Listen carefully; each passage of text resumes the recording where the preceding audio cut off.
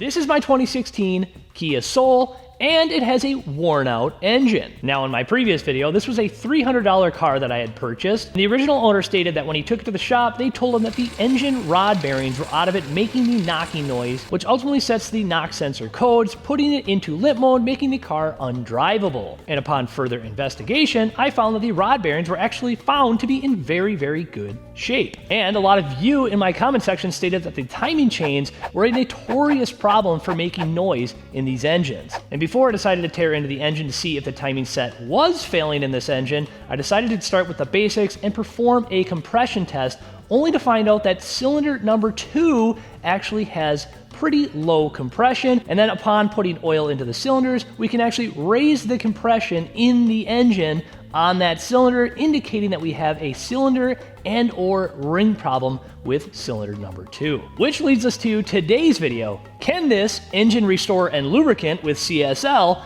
copper, silver, and lead actually restore a worn out engine? Let's find out. So this is an engine restore product that can be found in your big box stores for under $10. And directly on the front of the can, this is a 4-cylinder formula, restores compression, horsepower, engine life, oil consumption, and you just add to the engine oil. Now, it even states on the back that for gradually worn out cylinder walls causing compression loss and combustion blowby, which robs your engine of power and causes excessive oil and fuel consumption on older high mileage cars, this product works to improve your engine performance by restoring and balancing compression to near original levels. Now we even have in a red squiggly line here, it says independent test proves that Restore works to increase compression in high mileage engines. If your car has over 100,000 miles, which this Kia does, we guarantee an increase in compression or your money back. So that's a bold claim. Shake well before using, add Restore to the engine oil, use Restore at every oil change. And I even did some digging on the internet to see what this is supposed to actually do, and it says by using a proprietary CSL formula, copper, silver, and lead, that it acts as a solid lubricant to fill in microscopic scratches in worn out areas on cylinder walls, reducing oil consumption and increasing engine compression. Now, before we introduce the product, let's take a gander at cylinder number 2 with the camera, and we'll get some before pictures, and then we'll compare after we use the product. So we are in cylinder number 2, and if you look closely here on the cylinder wall right here, there's a ton of scoring and scratching on this side. And same thing right here where this dark spot is. Right here, there's a ton of scoring down.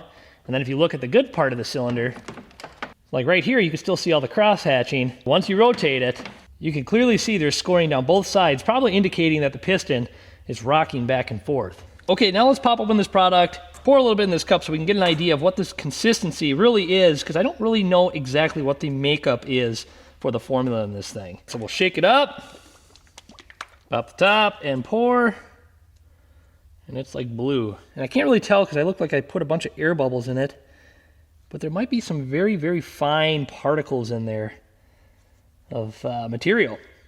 And maybe that's the lead and the copper and the silver. Not 100% sure there. But here's what it looks like on a screwdriver.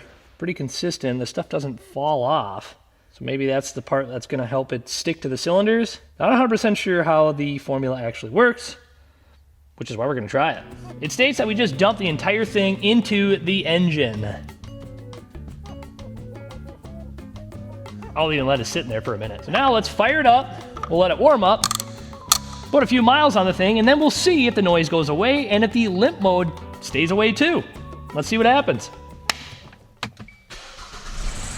And it's still knocking. Let's get it outside. Well, it's currently at operating temperature.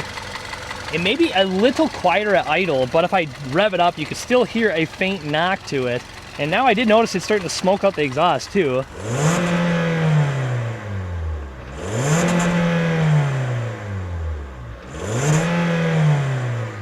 Well, I can still hear the noise faintly, but let's take it for a test drive. Let's see if it goes in a limp mode or not, and if this is maybe a solution to get you by, to maybe get home, or if it's a kind of a good fix. We'll see what happens, and then we'll get back to the shop, and then we'll see what it looks like in that cylinder after we got this product kind of circulated through the engine. So currently the acceleration and all that works really, really good. I'm not noticing any issues getting up to speed now. It's no hesitation. No check engine light yet, and everything seems to be working just fine. Now under heavy load, there is a knock that I can hear still, so that didn't really go away but so far we can accelerate again. So try a little hard acceleration right here.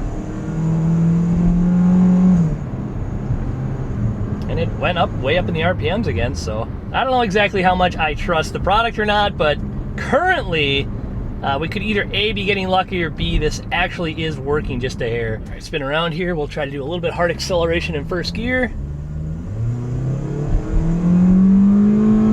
That was all the way up to red line. And that was pretty much all the way up to red line, so we can actually accelerate again, which is a plus. Before it would go into limp mode around 2,000 RPMs, it wouldn't let you go anything above that, and you couldn't really get any power out of the thing. I'm gonna go take it for a few more miles up the road here. We'll see what it does, and then we're gonna go back and we'll inspect the cylinder and see if there's actually coating of this product in the cylinder.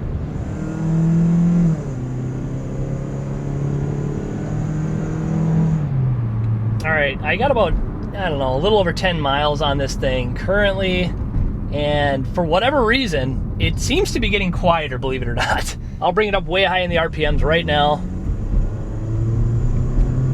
I'm not hearing pretty much any knock right now. And we're accelerating good. So I don't really know. Right now it does seem to be getting quieter, so we'll go back to the shop and we'll listen to it and we'll check that cylinder out, because maybe this thing does have a proof of concept. I don't quite know yet, but let's go back to the shop. We'll get a good set of ears on this thing, see if it's still knocking, and then we can kind of see what that cylinder looks like. All right, we're back at the shop. We currently put right around 10 to 13 miles. I think we had a couple miles when we first started, so roughly 10 miles on this thing. And here's what it currently sounds like.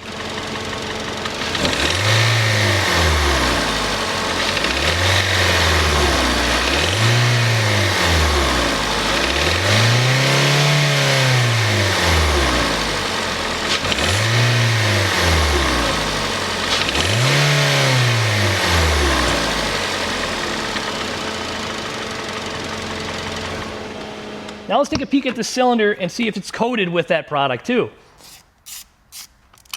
So here's what cylinder 2 currently looks like.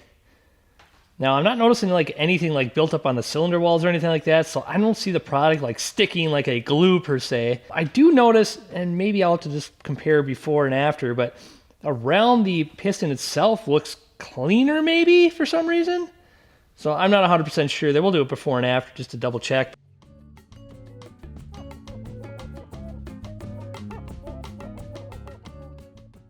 But yeah, as far as the cylinder walls go, you can see there's still a clear, shiny, straight, scuffed up part of the wall right here. And you can see it's on the other side too, a big scuff right here. And that's gotta be where we're hearing that knocking, is right here. From this visual, it's pretty hard to tell if anything's actually staying on the cylinders from that fluid. And since we're here, let's just double check compression once more to see if that changed at all. So you can see on cylinder 2, we're just shy of 150-ish. So compression has gone up, actually, believe it or not. Now let's just check cylinder number 3.